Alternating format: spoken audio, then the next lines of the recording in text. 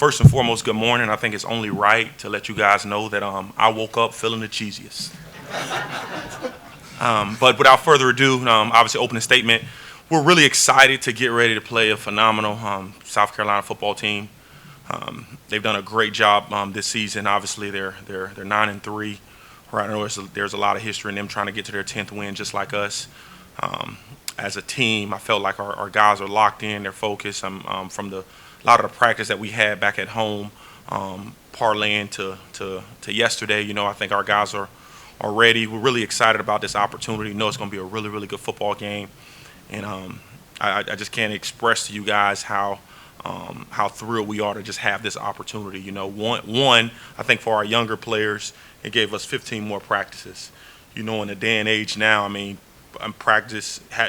able to practice with your players, especially your young players, having guys enter into the portal, whatnot, that is vital in regards to your program. So that was really, really big, and just seeing how our guys just collectively, even throughout the season, came together and over the course of the last couple of weeks with these practices and getting ready to come down here, just to you form a lot of really cool, you kind of see a lot of really cool relationships that you don't really get to see throughout the course of the season because they don't really have a lot of school going on, and so it's been a good time. We're really excited about the opportunity ahead, and without further ado, let's get rolling. All right, if you have a question, we'll get a mic to you. We'll start down here in the front row again, right? Aaron and Miles, for both of you, you've obviously played some really good quarterbacks this year, whether it's Jalen or Dylan. Have any of those guys prepared you for what you're going to see in Lenore Sellers, and what's the challenge of containing him? Well, I think back to even last year, right? Toledo, DeQuan Finn, right? I think over the course of the last couple of seasons, we've played some guys who are really, really talented and who have presented problems to us. And so I think facing a young man like Lenore Sellers, I think he's a little bit different. The reason why he's a little bit different is because he is 6'3", and I think he's 230, 225. He's just a bigger target. He has a live arm.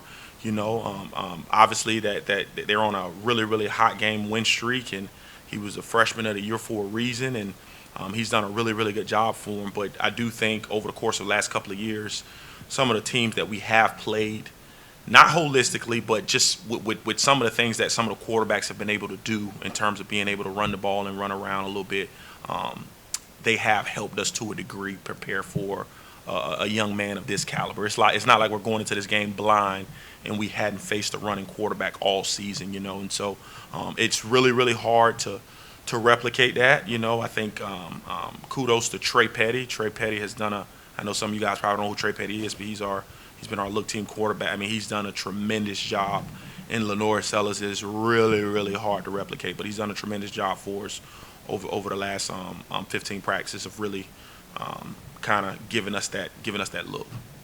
Yeah. I would also say DeQuan Finn was probably the first person that I thought of just going back to last season. Just the way that he's able to escape the pocket and just evade defenders. I seen one play versus Clemson where it was literally like a cartoon, like 4 dudes was on top of him, and then he just escaped out of it and ran for like 30 yards after. So he's definitely a problem, and I feel like a lot of the quarterbacks that we've seen are talented for sure, but I think Lenore Sellers is in a different category. All right, we're going to go to the right side. Matt Marshall with the Orlando Sentinel. Aaron, I want to ask you this. The South Carolina is making a switch at offensive coordinator. Mike Shula's coming in to call plays for them. Does that change anything you guys have to do defensively to pay attention to what they're doing, or do you think they're going to pretty much run the same sort of schemes and everything at you guys? It's funny you asked that. So I had a chance yesterday to watch some Alabama film, to watch some Carolina Panthers film. All right, no, I'm joking. No, I really believe that, Lenore Sellers is so talented, maybe I'm sure they'll have some wrinkles in the way Coach Shula calls it. I'm sure he'll have his own twist. They've had a lot of time to kind of prepare for. I don't know if I really envision them really just getting away from everything that they've done because they've had so much success with it, And so I know it's all about trying to keep his quarterback comfortable. I'm sure there'll be some wrinkles there in regards to how they utilize them, But the film kind of speaks for itself. My grandmother used to tell me, if it ain't broke, don't break it. You know, they had a lot of success of what they've been doing in regards to how they've utilized them. So I'm sure there'll be some wrinkles. I'm not really anticipating a complete wholesale change offensively. If they do, I'll be shocked. But I think that's why bowl games are kind of played. You know, I'm sure there's going to be some shocking things, but you know, I just think as a defense, there's nothing in terms from a schematic standpoint that we haven't seen this year outside of a talent like Lenore Sellers, right? But from a schematic standpoint, you know, in the Big Ten, you see everything, right? We've saw spread offenses, we've saw power football. I mean, you kind of see the gambit. But Coach, first of all, I want to congratulate obviously Coach Shula in getting the OC job, but I'm not anticipating a complete wholesale change in regards to the North. All right, we'll go to the left side here. It's for both of you guys. What have you seen from guys like James Crudes, Malachi Hood in the last 5 or 6 weeks since Dylan has been out, and how they kind of helped stabilize losing a team captain like him? Man, honestly, even with James and Malachi, and with every other like young guy that's on the team, man, you see them step up into positions, like whether they just thrown into the fire or whether they just gotta like just come up. Like, it's just good to see. James is a super smart dude, and so is Malachi as well. And the talent that they both have hasn't hindered them at all on the field. And it feels like we haven't really lost like a big part to the defense, knowing that those guys were prepared to step in and take advantage of their roles. I guess to kind of echo that, you know, like I think part of the deal, you know, Coach Archie this is his first year at the University of Illinois, and during our hiring process, you know, one of the things that we look for as a defensive staff is people being able to teach, right? You have to be an elite teacher, right? I'm not really concerned about how much football you know, because I think being able to teach football is relatively easy, but how well can you take a complicated system and scheme, and how well can you teach it to somebody that may not know it as well? And so during Coach Archie's interview process, you know, we kind of put guys through the ringer a little bit, and there's a couple of questions that we asked him in regards to teaching and how does he teach. And Coach Archie McDaniel is an incredible teacher, right? And the way he's prepared that room has been absolutely awesome, because like even going into fall camp, we knew, because it happens every year, we knew that there were going to have to be multiple players that play behind Dylan Rosiak,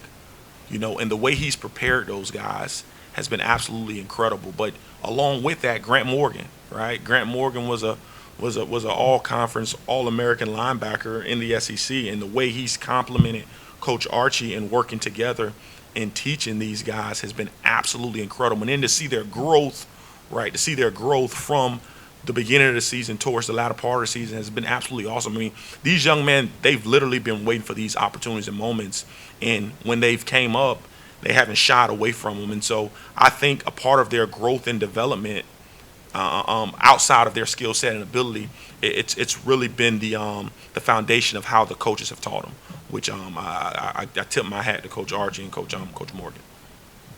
All right, we've got time for a couple more. We'll take one down in front here. Aaron, I want to ask you, reloaded on your defensive front with some guys you've seen from some other schools. What do you like about what those 4 guys bring to your defense next year? Yeah, man, I think, you know, I think the key thing is to make sure we can win the line of scrimmage. You can have the best players on the back end as possible, right? Like, we pride ourselves on playing well in the secondary, but we all know, right, SEC, Big Ten, Pac-12, wherever you're at, NFL, it starts up front, you know. And so we've made it a point, especially this offseason and moving forward, to just find experience and try to find the best players that fit us, okay? I know there's a lot of people in the portal looking for stars. They're looking for this, looking for that. That ain't how we operate. We're looking for, 1, experience, if you have experience, and 2, are you a fit, right? Do you have experience and are you a fit? And a lot of the young men that we've went after, right, they are experienced and they fit what we do and how we do it. And so we've been able to add a couple of significant pieces that we believe, right? I know oftentimes people can watch film, right, and say, well, that kid wasn't a good player, but he played 600 snaps. Well, they didn't think that I mean, they obviously thought he was a pretty good player if he played a bunch of snaps for them, right? He probably could be utilized different in their system and scheme. And so, right, like for us as coaches, we're just trying to find guys that fit our system, that fit how we do things. And then from there, because we know we can develop players, right? If anybody knows anything about Illinois football, we are the best in the country at not taking 4 and 5 stars. That's easy.